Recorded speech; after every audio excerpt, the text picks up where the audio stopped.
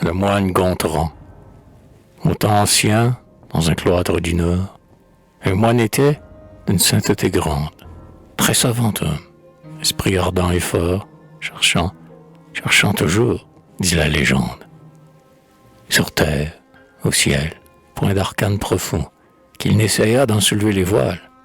Nature, histoire, il savait tout à fond et connaissait la marche des étoiles.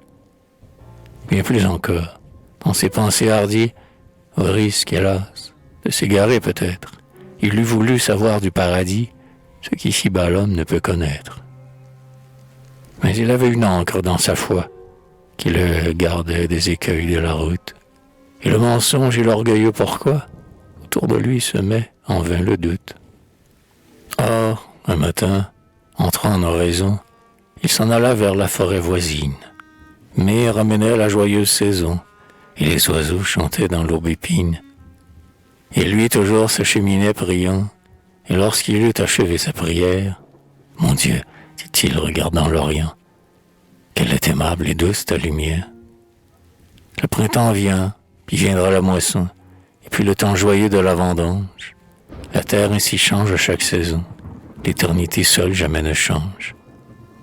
Comment, mon Dieu, dans la sainte cité, peuvent-ils donc, ceux que ta grâce appelle, supporter toute cette uniformité, sans défaillir sous l'extase éternelle? » Ces questions, que déjà bien des fois, dans son esprit il avait hasardées, tout doucement mènent au fond du bois, le saint rêveur perdu dans ses idées. Que de ma chair je romprai la prison, se disait-il, pour que cette pensée du paradis fût claire à ma raison et donne trêve à mon âme lassée. Mon Dieu, ta face est désirable à voir, mais ton Éden, uniforme, immuable, c'est un bonheur dont mon cœur craint l'espoir, et cette idée est un poids qui m'accable. Quel être ainsi pourrait fixer ses yeux sur un des points de cette vie active, si nos besoins n'en variaient les jeux, et si toujours, par leur alternative, veille et sommeil, erreur et vérité, ordre et désordre, ignorance et génie, portant remède à la satiété, ne triomphaient de la monotonie. Et dans le bois, priant et méditant, le moine allait, mais à mesure qu'il avançait, le bois, à chaque instant, changeait d'aspect, de forme et de verdure. Au lieu de pins, de chênes et d'ormeaux, voici le cèdre immense qui s'étale. Plus loin le myrte agite ses rameaux, et le palmier sa palme orientale. Ce ne sont plus partout que fleurs de miel, bois odorants, gazons, roses vermeilles. On croirait être en un jardin du ciel, tant la forêt se remplit de merveilles. Le moine alors s'arrête, et d'admirer, se demandant si ce n'est pas un songe, quand tout à coup il se sent attiré par un chant pur qu'un doux écho prolonge. Ce chant, qui tient ses esprits interdits, vient d'un oiseau perché sur une palme. Cet oiseau qu'au sein du paradis, les bienheureux écoutent dans leur calme. Le moine, épris de cette douce voix, fait voir de près le chantre au beau plumage, dont les accents plaintifs semblent parfois un hymne en pleurs d'exil et d'esclavage. Mais ce ne sont bientôt que chants joyeux, de délivrance et de gloire future, chants inouïs, divins échos de ceux que Dieu promet à l'âme qui s'épure. Le prêtre, ému dans le ravissement, verse des pleurs de joie et de tristesse. Tout son cœur s'ouvre à cet enivrement qui tour à tour le transporte et l'oppresse. Bientôt les pleurs qui coulent de ses yeux ne gardent rien des larmes de la terre. L'air qu'il respire est plus délicieux. C'est l'air du ciel qui l'inonde et l'éclaire. L'oiseau devient plus radieux encore. L'hymne incessant coule à flot sans mélange. Et dit les cieux et l'auréole d'or qui ceint le front des élus et des anges. L'homme de Dieu longtemps reste abîmé dans des torrents d'ineffables délices. Il s'en abreuve, et son cœur enflammé veut boire encore au céleste calice.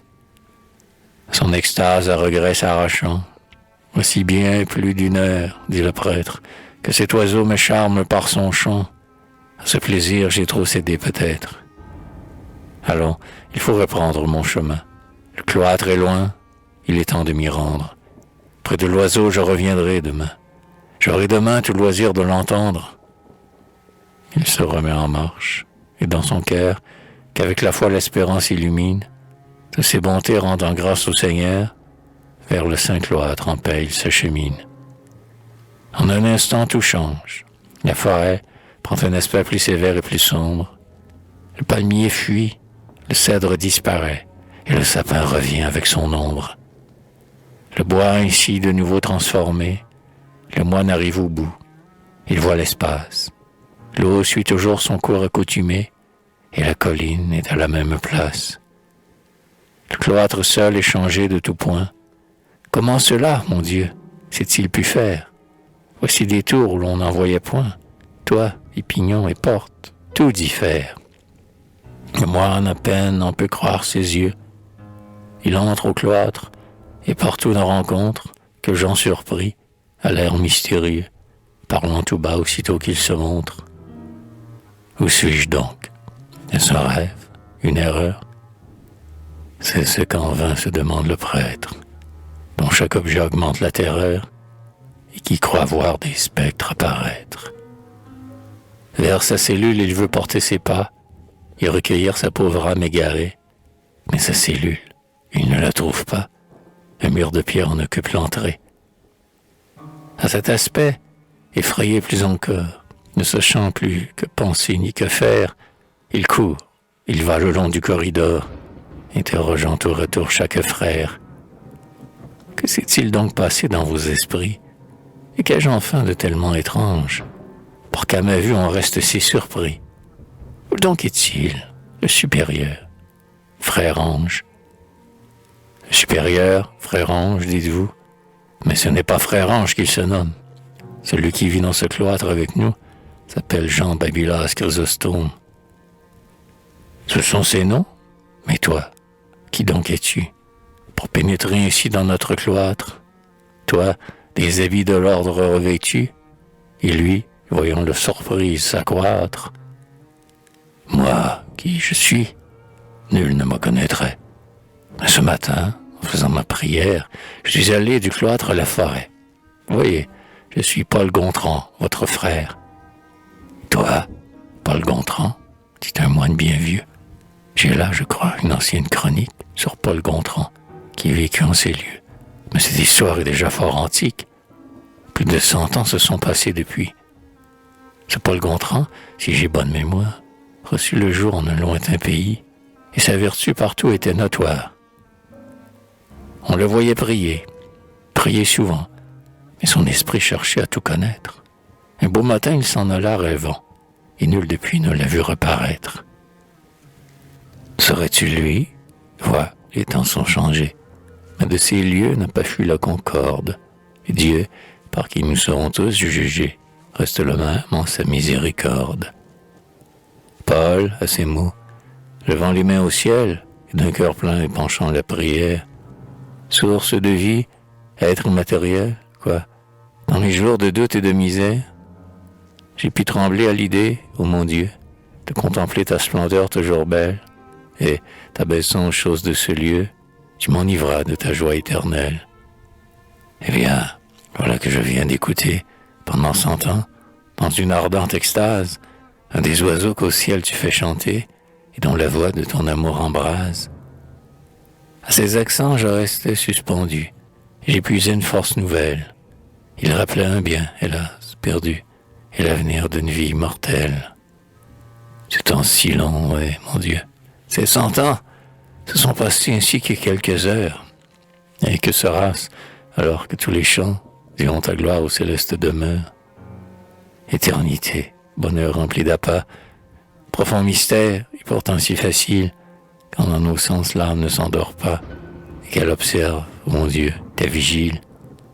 Non, mon esprit ne doit plus, dès ce jour, se consumant dans les ardeurs du doute, craindre l'espoir de l'éternel séjour, car une voix a chanté sur ma route. Ce qu'elle a dit, je l'ai bien entendu. Mon cœur le sait, je crois l'ouïr encore, près de l'oiseau qui chante un bien perdu, et le lever d'une éternelle aurore. Paul a parlé, tout son corps palpitant, soudain se glace. Il pâlit, il chancelle.